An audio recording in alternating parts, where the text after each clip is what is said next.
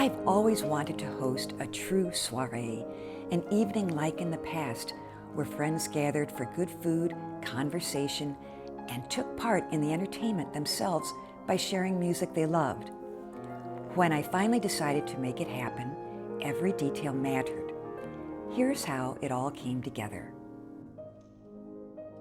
I have the guest list figured out, and I have some ideas of a menu, and the next thing I think about is an invitation to put into the mail, not an evite, not a text message, not an email, not a personal call, but a real paper invitation that I get in the snail mail with a stamp.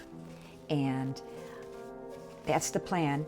I was looking for something that would have to do with music. So I found this Picasso painting, oil painting of 3 musicians, and it gets the point across with some musical instruments and some music there.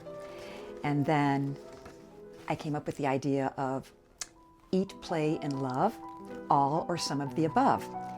And they can certainly eat, and they can play the piano if they want. They will think, wow, this is really special and unique, and how nice. And so you can set a level of anticipation.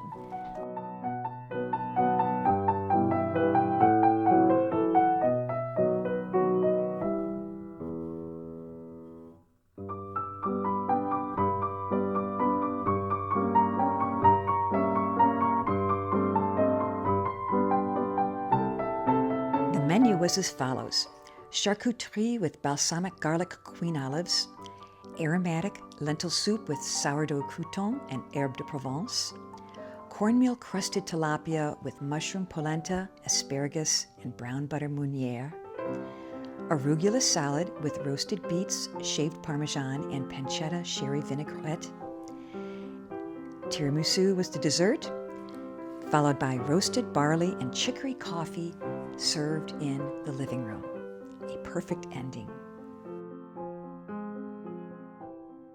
When I put on a dinner party, I like to have place card settings to show the guests where they should sit, because everybody at a party will say, well, where should I sit? And this takes away all question of where people should be sitting.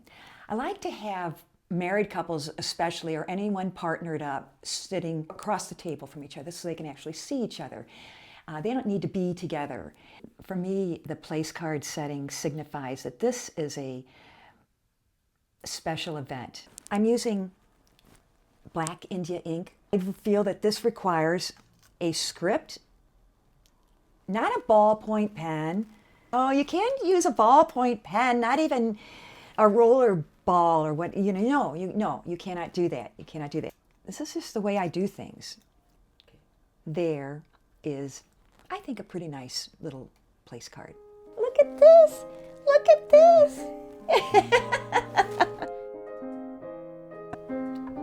Having Sterling at the dinner table is really special, and it's showing my profound respect for my guests, 5 pianists and a violinist. One of the special things about this Sterling is that the scale is larger than stainless steel, regular American fork. Look at that. And the weight of it is just so satisfying. You can see the difference here in the weight. This is a fork I found in the road, by the way, and I took it. I do that a lot. And then look at the width of the tines and look at the tips of the tines. They're much sharper and narrower with this bucciolati. It makes it's just so nice. Et voila. When the doorbell rings, before they arrive, I want to dim the light in the entrance hallway. This is my little entrance hallway, but I'm going to dim it down about like that. In the living room, I have 5 sources of light. 2 of them are primary. They're going to be dimmed down. And then I have 3 accent lights. And this, again, adds to balancing the light and adding some drama. In the dining room, you want to have real drama. you've got to dim down your chandelier, and then also on the tabletop have some candlelight for warmth.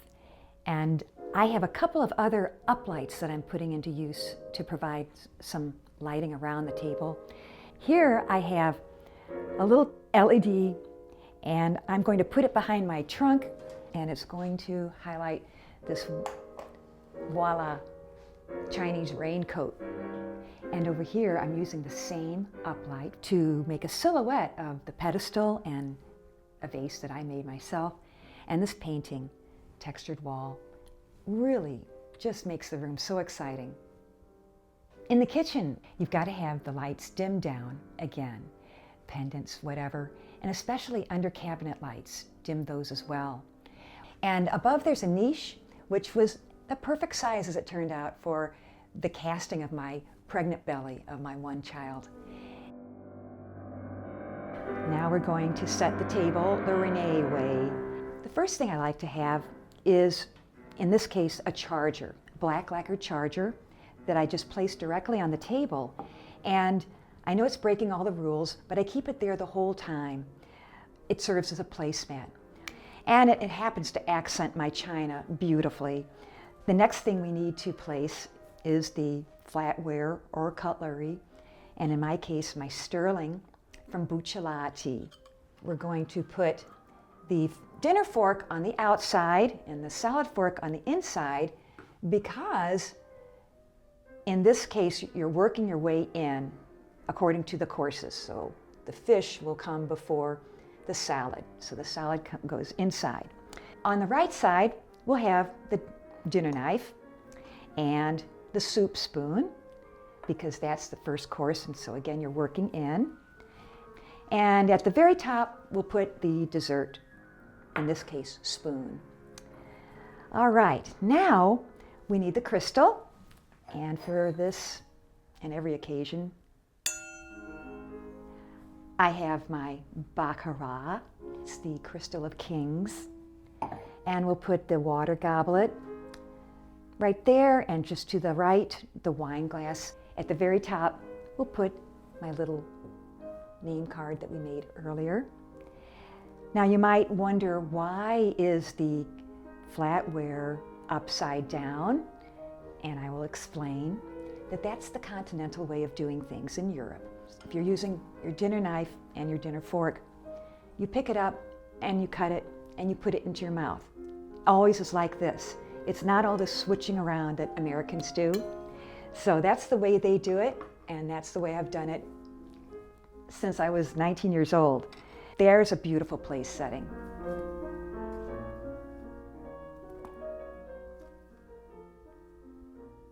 I'm going to use this as my centerpiece, probably with some little votive candles. You'll see in the end how I set up the table. What, you want me to move the damn bowl? Maybe I should move the bowl, do you think, for this dinner party? Yes.